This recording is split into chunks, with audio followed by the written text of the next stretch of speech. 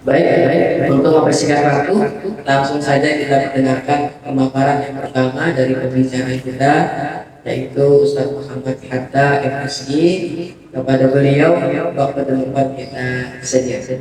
Kepada Ustaz. Oke, terima kasih. Bismillahirrahmanirrahim. Assalamualaikum warahmatullahi wabarakatuh.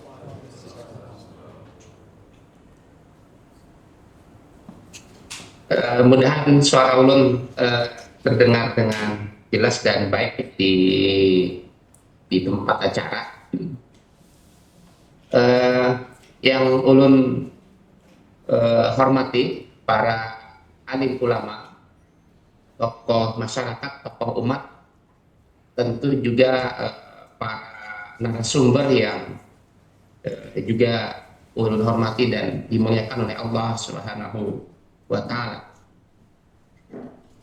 Ya, alhamdulillah nih kami ulun di Balikpapan bisa berbincang hangat, berpanderan hangat dengan saudara di Banjarmasin di Kalimantan Selatan. Meskipun posisi di Balikpapan, tapi asli orang negara, asli orang negara. Ya, ulun mohon izin sedikit berbagi informasi beberapa isu olah yang sudah ulun siapkan untuk bisa kita diskusikan bersama pada sore hari ini. Yang pertama, ulun langsung saja tampilkan adalah tentang tentang utang negara kita. Utang negara kita per 2025 ini itu sudah tembus 9.219 triliun. 9.219. Jadi sudah tembus 9.000 triliun. Jadi kalau sepanjang sampai dengan 2025 kuartal kedua bulan Juni itu sudah setidaknya bertambah utang 4.440 triliun. Jadi itu kondisi utang kita. Dengan nilai angka yang sangat besar tersebut, kemudian tidak heran pembayaran bunga utang kita juga sangat-sangat besar.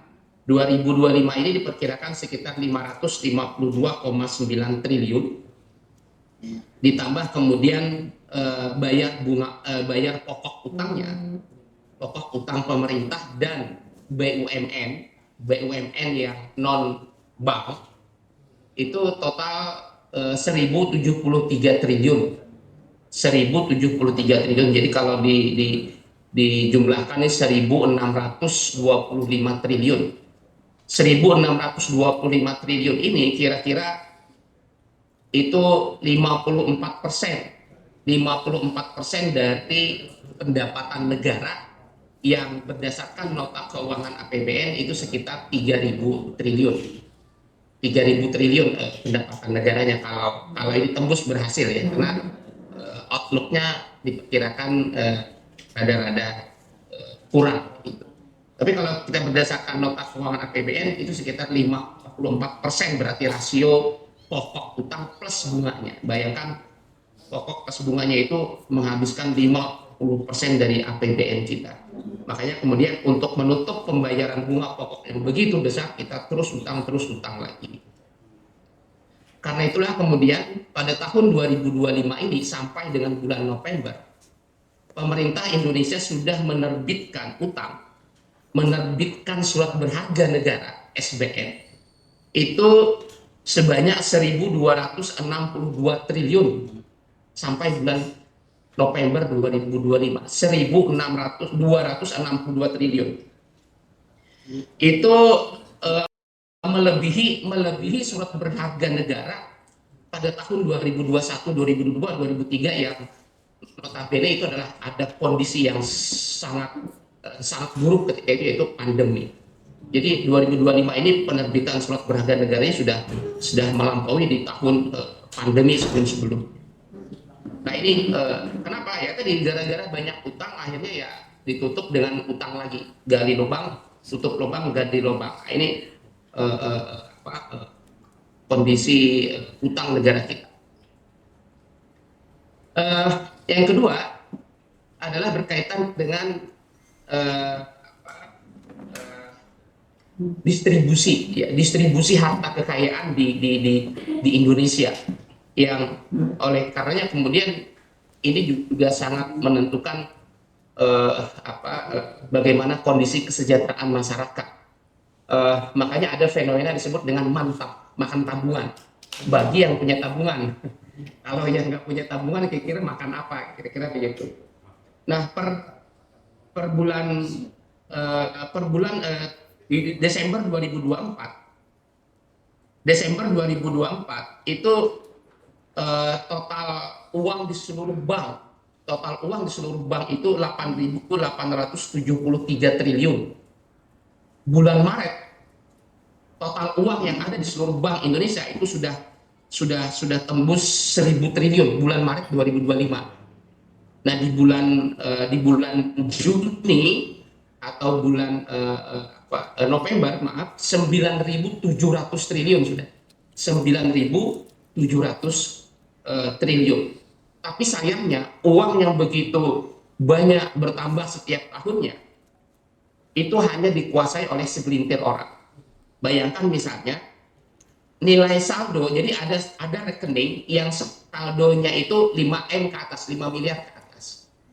Itu menguasai 56,8% di tahun 2025 ini, bulan November. 56,8%. Di bulan Desember 2024 masih 53%. Jadi itu 56% itu dikuasai oleh rekening yang nilai saldonya 5M ke atas. Itu belum ditambahkan dengan rekening yang 1M sampai dengan kurang dari 5M. Itu sampai 70% uang yang di bank itu dikuasai oleh rekening yang 1M sampai 5M ke atas. Itu 70% lebih. Bayangkan, inilah gambaran bagaimana distribusi harta kekayaan yang sangat timpang, sangat timpang. Ini kondisi, dan semakin tahun semakin memburuk, bukannya tambah baik, semakin memburuk. Itu yang kedua yang ingin kami sampaikan. Yang ketiga, uang yang dimiliki oleh bank itu kemudian sudahlah dimiliki hanya segelintir orang saja. Jadi yang 50-70% menguasai uang di bank tadi itu rekeningnya nggak nyampe 1%. Jumlah rekeningnya itu nggak nyampe 1%. Dari rekening yang hampir 600 juta rekening, itu kurang lebih nggak nyampe 1%. Sekitar 0,6 sampai 0,8% saja yang menguasai sampai 70% uang di seluruh Bank Indonesia. Dan lebih buruknya lagi, uang yang dipegang oleh bank tadi, yang disimpan masyarakat di bank tadi, itu kemudian uangnya tidak produktif. Jadi sebanyak 63% atau sekitar 5.880 triliun itu uangnya tidak produktif alias nganggur, bisa dikatakan nganggur. 63% diantaranya apa? Dalam bentuk misalnya bank menempatkannya di surat berharga. Nah ini uang makan uang, gitu ya, uang beranak uang, ini surat berharga. Pemerintah bank umum di Indonesia menempatkannya di surat berharga. Ditempatkan juga di BI, ditempatkan juga di bank lain. Bahkan ada penganggur sekitar 2.300 triliun, uang nganggur, kredit nganggur. Jadi total sekitar 63% uang yang sudah disimpan tadi itu nganggur, tidak produktif. Jadi inilah sistem keuangan ribawi yang yang memberikan dampak yang begitu buruk saat ini. Selanjutnya adalah tentang rupiah. Nah, ini rupiah ini juga terus anjlok. Mari kita lihat. Di tahun 2024 rata-rata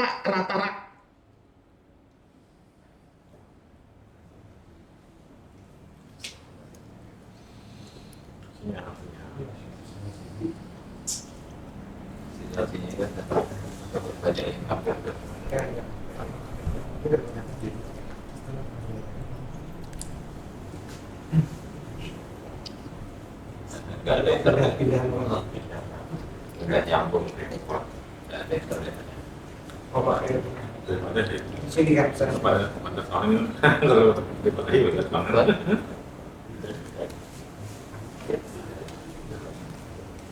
tidak tahu deh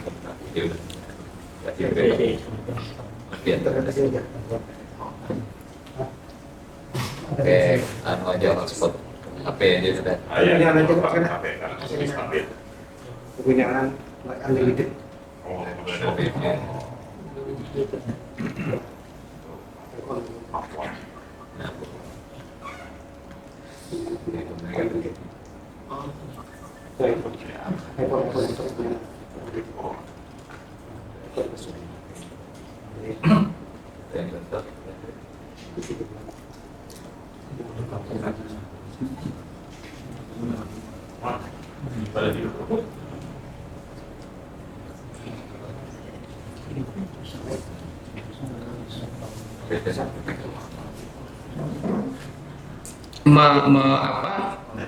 merubah angka yang tadinya 1.000 menjadi Rp1.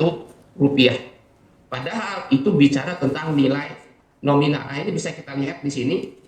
Yang dilakukan oleh pemerintah itu hanyalah mengurangi digit angkanya. 100.000 jadi Rp100. 100.000 jadi Rp100. Nah, ini tidak menyelesaikan masalah sampai akar masalahnya. Padahal yang bermasalah itu adalah nilai intrinsiknya, bukan nilai nominalnya, karena terbuat dari kertas. Nah, itu tentang redenominasi. Sebagai contoh, Sri Lanka. Sri Lanka itu pada saat dia krisis atau jatuh bangkrut tahun 2022 bulan September, nilai tukar $1 berapa? Nilai tukar dolarnya hanya sekitar 300 rupiah Sri Lanka. Dengan nilai tukar yang relatif, dengan nilai nominal yang relatif jauh lebih baik daripada rupiah, tetapi itu tidak kemudian menjamin negaranya bangkrut, tidak bangkrut. Nah, Sri Lanka itu bangkrut. Jadi mengubah angka nominal dengan yang disebut dengan redominasi itu tidak memberikan jaminan kesehatan bagi kesejahteraan masyarakat atau bagusnya ekonomi sebuah negara. Itu tentang redenominasi yang juga harus kita sikapi seolah-olah memberikan jalan keluar, padahal tidak demikian. Satu hal lagi tentang ini adalah rencana pemerintah bergabung dengan organisasi yang disebut dengan OECD, Organization for Economic Cooperation and Development. Bergabungnya pemerintah Indonesia ke dalam negara OECD ini sangat dikhawatirkan besar pemerintah akan bersikap kompromistis dengan Zionis Israel. Kenapa? Karena ketika sebuah negara ingin bergabung dengan OECD, maka dia harus mendapat persetujuan dari seluruh anggota yang lama, termasuk di dalamnya adalah Zionis Israel. Mutlak, tidak boleh ada satu anggota yang kemudian menolak. Nah, ketika Indonesia bergabung ini, maka hampir bisa dipastikan ini akan bersikap kompromistis terhadap Zionis Israel. Nah, ini sangat kita khawatirkan. Sekarang saja, ini kita lihat data yang kami tampilkan ini.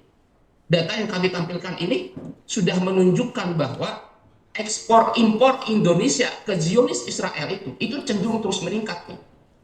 Kita teriak boykot Zionis Israel, tetapi negara kita sendiri saja ini melakukan perdagangan dengan Zionis Israel dan cenderung meningkat.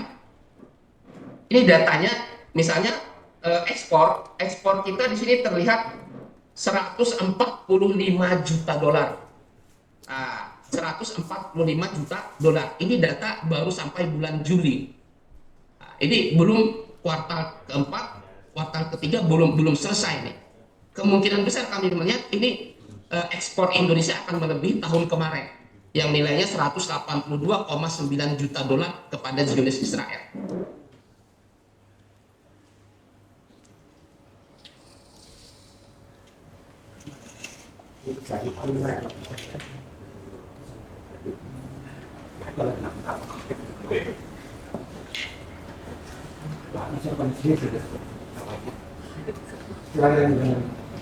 Dengan Zionis Israel ini seharusnya kita tolak dengan tegas.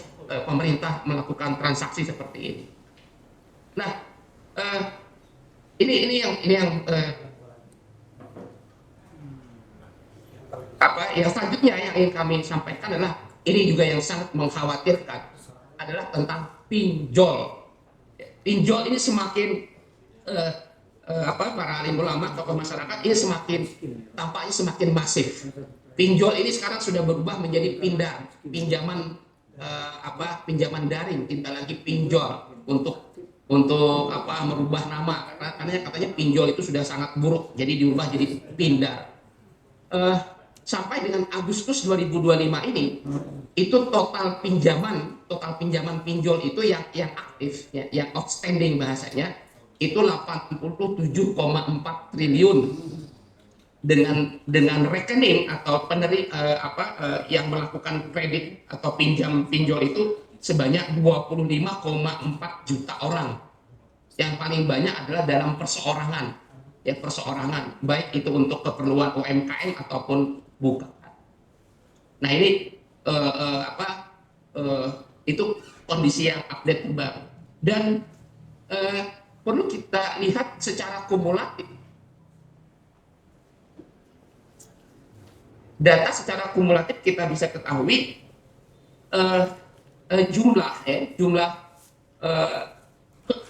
jumlah transaksi maupun nilainya. Jumlah nilainya itu sudah tembus di Agustus 2025 ini sudah 1.270 triliun.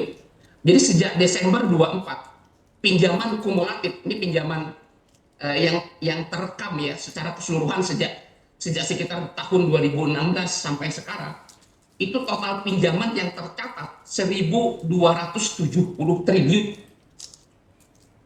Bayangkan, ini begitu banyak orang yang berhadapan dengan pinjol.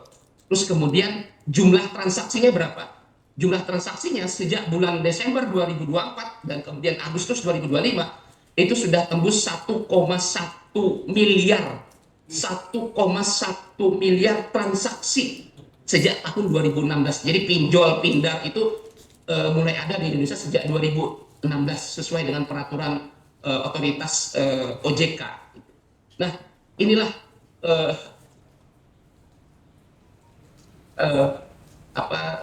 menyengsarakan rakyat bukannya menolong itu.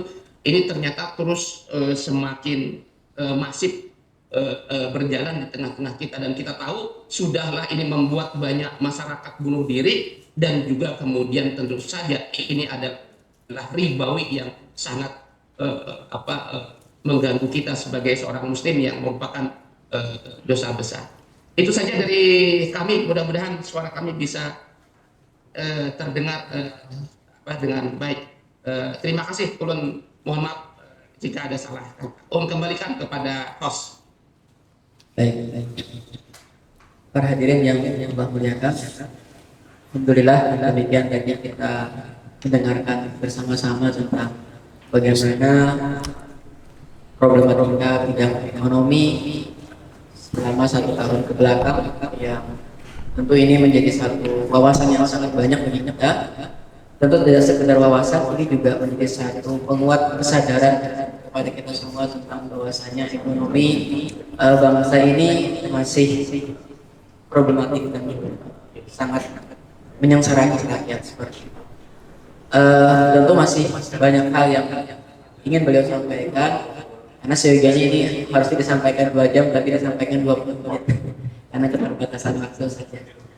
Oke, selanjutnya untuk mempersingkat waktu, nanti setelah ini kita ada forum diskusi. Kita perdengarkan terlebih dahulu bicara yang kedua dari guru kita Dr. Muhammad Taufik.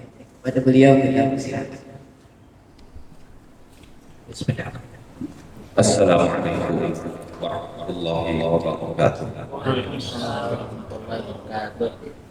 Alhamdulillahi wa kafa.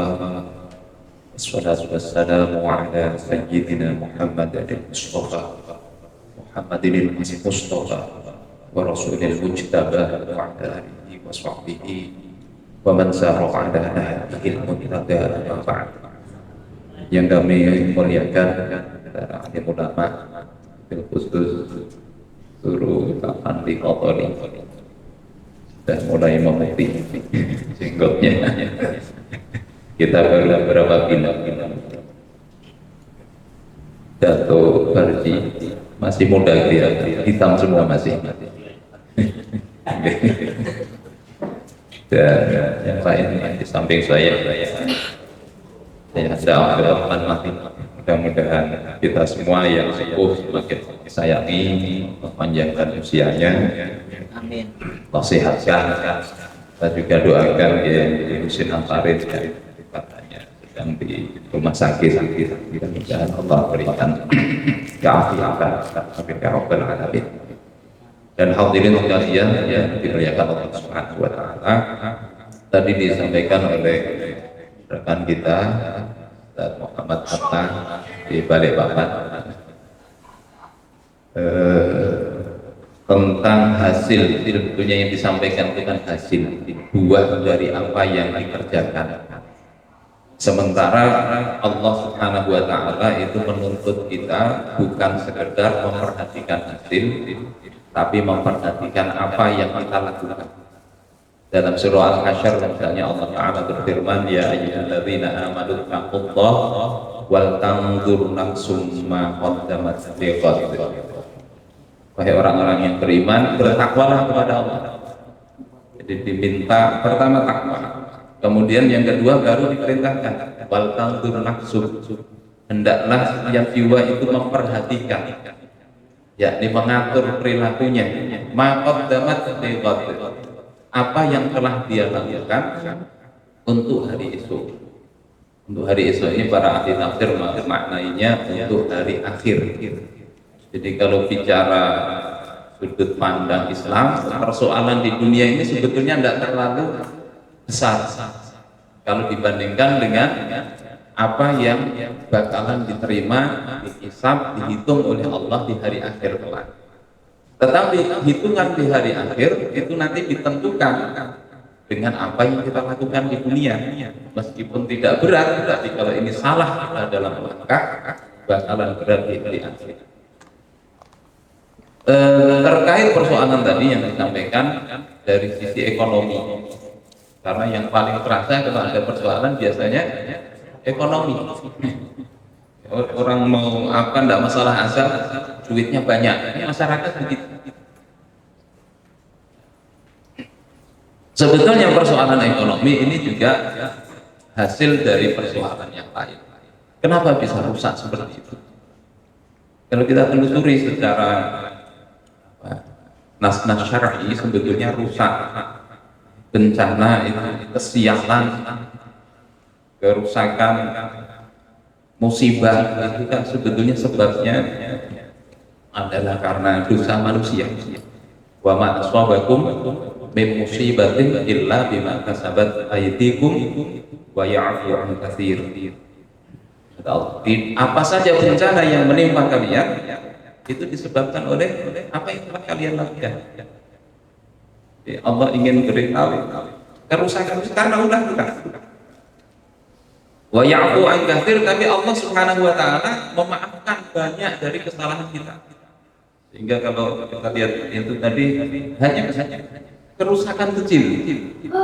Andai diberikan dibalas tuntas oleh Allah di dunia, habis kita. Banyak yang dimaafkan oleh Allah Taala. Ya, kita di sini masih termasuk dimaafkan. Dan kesalahan yang menjadi sebab musibah itu tidak mesti menimpa orang yang bersalah saja. Jadi kalau kita banyak musibah, jangan dianggap semuanya salah. Bisa jadi kesalahan itu dari diri orang yang bersalah itu sendiri, Allah kasih musibah. Bisa jadi itu kesalahan orang lain. Orang lain yang bersalah, kita kena. Itu masuk musibah juga. Yang jelas penyebabnya adalah dosa. Dosa itu mulai dari yang paling kecil, mungkin kurang bersyukur, sampai dosa yang paling besar menyebutkan Allah Subhanahu wa Ta'ala. Nah, dosa itu menyebabkan Allah Subhanahu wa Ta'ala tidak senang, tidak ridha. Ketika tidak ridha, Allah cabut keberkahan. Dan mestinya kita kalau kita refleksi ini bukan sejak awal tahun, tapi sejak awal negara. Harusnya kita introspektif sejak begitu. Kalau dalam hadis dikatakan kullu amrin dhibalin lam yubda bi bismillah bahwa ajzam atau aqwa atau kama. Setiap perkara yang punya makna, yang punya kegunaan, yang tidak diawali dengan nama Allah Ta'ala, tidak merujuk kepada Allah, maka dia terputus berkahnya. Kalau Ibnu Athaillah mengatakan min alamatin najhi fin nihayah ar-ruju' ila Allah fil bidayah. Tanda sukses sesuatu itu di ujung adalah ketika sejak awal itu dia merujuk kepada Allah Subhanahu wa Ta'ala. Kalau kita runut ke belakang, gimana awal muasal negara ini? Mau tidak mengakui kemerdekaan itu atas berkat rahmat Allah Ta'ala di UUD ya, tapi waktu mengumumkan bismillah aja enggak, kan langsung gitu ya. Dan itu titik awal kita. Ketika titik awal itu tidak tepat, mestinya yang dilakukan bertobat, istighfar. Sama orang menikah, ketika awalnya dari perzinaan ya sulit diharapkan barokah. Tetapi awal yang buruk itu masih bisa diperbaiki dengan cara tobat, istighfar. Nah, istighfarnya seperti apa? Dilihat dosanya. Kalau problem ekonomi ini kita memandang apa dalam masalah ekonomi itu dosa-dosa kita ini. Karena apa? Sama ya'mal mithqala dzarratin syarran yarah. Siapa yang berbuat keburukan meskipun seberat dzarrah, dia akan melihat hasilnya. Ada kaidah al-jaza min jinsil amal. Balasan itu sesuai dengan jenis amal. Sehingga kalau maksiatnya urusan ekonomi, balasan yang paling mungkin dibalas secara ekonomi, meskipun tidak selalu begitu. Tidak selalu begitu, tapi yang kebiasaannya begitu. Makanya ketika ingin anak nanti bagus, di situ disuruh para ulama untuk memperbagus sikap kepada anak orang lain. Balasannya ke anak kita. Maksiat dalam ekonomi menyebabkan perkara-perkara tadi.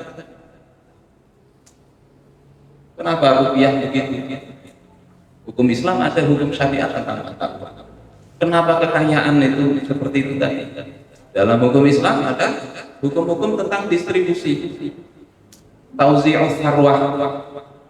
Bagaimana mendistribusikan kekayaan di tengah-tengah manusia. Ada hukum-hukum pertanahan. Bagaimana mendistribusikan tanah. Ada hukum-hukum sumber daya alam yang Rasulullah SAW memberikan contoh pengelolaan tambang di Ma'rib yang awalnya beliau berikan kepada seorang sahabat, beliau tarik lagi. Yang itu menunjukkan tambang yang besar tidak boleh diberikan kepada individu atau swasta. Ketakwaan seperti itulah yang kata Allah Subhanahu wa Ta'ala tadi. Setelah suruh mikirkan, wattaqullah, bertakwalah kepada Allah. Innallaha khabirum bima ta'malun. Sungguhnya Allah itu Maha mengetahui apa yang kalian lakukan. Tidak usah mikir pertanggungjawaban ke DPR, ke siapa, Allah tahu. Dan suruh bertakwa kepada Allah. Dan kalau tadi ada fiskal, utang, riba dan sebagainya, semua ada ketentuannya di dalam hukum-hukum Allah Subhanahu wa taala. Termasuk sebetulnya bicara ketakwaan itu juga Allah kaitkan dengan ketaatan di dalam hukum, misalnya pidana. Misalnya bicara tentang maraknya pembunuhan sebenarnya. Yang pembunuhan ini bukan hanya jumlahnya, tapi caranya juga semakin keji. Ada orang bisa dimutilasi sampai 500 bagian. Saya bayangkan gimana ya? Ayam ini dipotong-potong paling 20. Kambing itu paling dari 180 potong ini bisa sampai 500 sekian. Ngeri sekali, meskipun dia itu bukan jagal asal muasalnya. Nah, di dalam Islam itu kan bicara hukum tentang pidana. Allah katakan misalnya walakum fil qisasi hayatun ya ulil albab, dan bagi kalian di dalam hukum kisos itu ada kehidupan, yakni kalau orang tahu ini membunuh, bakalan dibunuh, dia akan berpikir 1000 kali, dia tidak akan membunuh. Ujung ayat ini Allah katakan la'allakum tattaqun, agar kalian bertakwa. Seolah-olah Allah ingin menyiratkan kepada kita, memberitahu bahwasanya ketakwaan bukan hanya dalam masalah puasa yang setelah kutiba alaikumus syiyam, ujungnya kan la'allakum tattaqun. Tapi tentang kisos la'allakum tattaqun. Di ujung ayat-ayat tentang puasa bicara tentang muamalah. Wala ta'kulu amwalakum bainakum bil batil. Janganlah kalian memakan harta antar kalian dengan cara yang batil. Wa tudlu biha ilal hukam, dan membawa persoalan harta itu kepada hukam. Ini bicara peradilan juga. Sehingga bicara ketakwaan, bicara persiapan untuk ke hari esok itu berarti kita bicara sebetulnya bicara hukum syariat secara umum. Seluruh hukum syariat itu yang insya Allah Allah akan jadikan di akhirat ditanyakan. Persiapannya itu mestinya di sini. Yang watazawwadu fa inna khairaz zati taqwa. Berbekalah kalian sesungguhnya sebaik-baik bekal adalah ketakwaan. Jadi ketakwaan dalam semua kehidupan. Nah, itu insya Allah jawabannya di sini. Kalau bertakwa nanti Allah katakan, ini bicara tentang rumah tangga, tentang talak saja. Wa may yattaqillah yaj'al lahu makhraja. Siapa yang bertakwa kepada Allah, Allah akan jadikan baginya jalan keluar. Dan cuma itu wa yarzuqhu min haitsu la yahtasib, dan Allah akan beri rezeki dia dari jalan yang tidak disangka-sangka. Berikutnya Allah katakan wa may yattaqillah yaj'al lahu min amrihi yusra. Siapa yang bertakwa kepada Allah, Allah akan jadikan persoalannya itu menjadi mudah. Tidak cuma itu, wa may yattaqillah yukaffir anhu sayyi'atihi wa yu'adhim lahu ajra. Siapa yang bertakwa kepada Allah, keburukannya akan ditutupi oleh Allah dan Allah akan berikan pahala yang besar. Jadi kalau bicara persoalan tadi termasuk persoalan ini, intinya bertakwa pada Allah, tapi bertakwa itu tadi dimensinya banyak, ekonomi, hukum, termasuk kita bicara pendidikan ini juga luar biasa. Kalau dibicarakan, dipikirkan rasanya pusing Pak. Pusing. Kita juga kadang mikir, ya Allah, ini umatnya baginda Rasulullah begini. HIV AIDS itu Kabupaten Banjar kota Santri nomor 3 di Kalsel. Nomor 3, saya bayangkan itu kota Santri. Saya awalnya mikir ini jangan-jangan pendatang luar ini yang menebar ini. Ternyata enggak.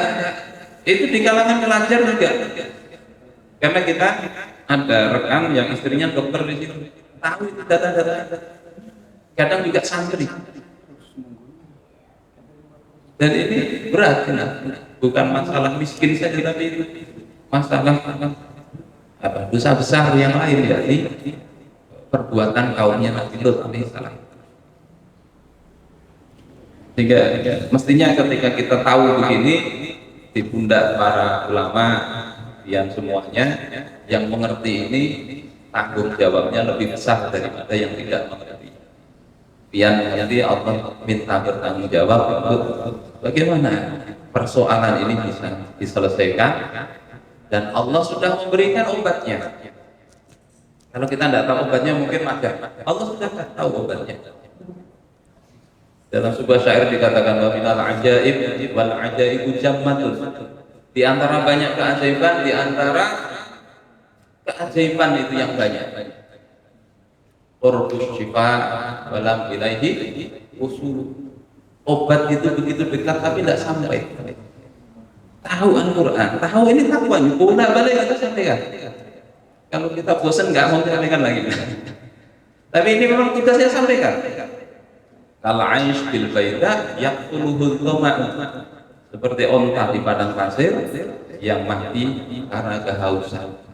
Wal ma'u fawqa dhuhuriha mahmulu, sementara air itu dia bawa di atas punggungnya. Umat Islam ini bagus, hebat. Allah berikan konsep yang hebat. Tinggal mau belajar enggak, mau memperjuangkan apa. Terus kenapa kalau kita pikirkan ya, banyak orang yang sudah ngerti, orang alim banyak, tapi kok tidak tergerak menyampaikan begini. Ngaji baca kitab banyak. Saya baca kitab, ada kitab namanya judulnya Uyubun Nafsi, aib-aib jiwa. Di antara aib jiwa itu kita bisa merasakan itu adalah ini disebut itu apa? Kadang orang menangis saat munajat kepada Allah. Tangisan itu tangisan yang aib. Jadi berdoa, munajat, zikir, nangis. Tangisan itu kadang perlu ditangisi, perlu istighfar. Karena apa? Diceritakan di kitab itu, karena tangisan itu hanya tangisan untuk melepaskan beban jiwa, tangisan untuk supaya plong, dan itu kita rasakan. Kita kan membaca kisah, memikirkan umat itu nangis betul. Ketika nangis, setelah nangis terasa plong. Rupanya itu tipuan. Banyak orang tertipu, sehingga banyak forum-forum pokoknya bisa nangis itu setelah itu lega. Padahal kata beliau itu adalah aib. Mestinya tangisan itu adalah tangisan kesedihan. Ketika itu menangis mestinya dibarengi dengan upaya untuk bagaimana solusi supaya persoalan itu selesai. Hendaknya lebih giat lagi dakwah setelah menangis itu, bukan setelah menangis akhirnya mencela. Itu tidak usah lah bicara syariat itu, makomnya masih rendah. Kita yang lebih tinggi ini sudah cukup percaya saja kepada Allah Subhanahu wa Ta'ala. Banyak hal seperti itu mungkin yang tanpa sadar kita lakukan, sehingga tangisan itu penting. Tetapi tangisan untuk apa? Itu juga lebih penting, yang itu terejawantahkan di dalam amal kita secara real. Yang di tengah-tengah umat itu kita apain? Hukum-hukum Allah yang sudah Allah turunkan, kita peduli enggak? Kalau ini disampaikan ekonomi itu paling tidak memancing kita. Kenapa begitu? Bagaimana hukum Islamnya? Yang itu tidak bisa terbahas dalam forum seperti ini.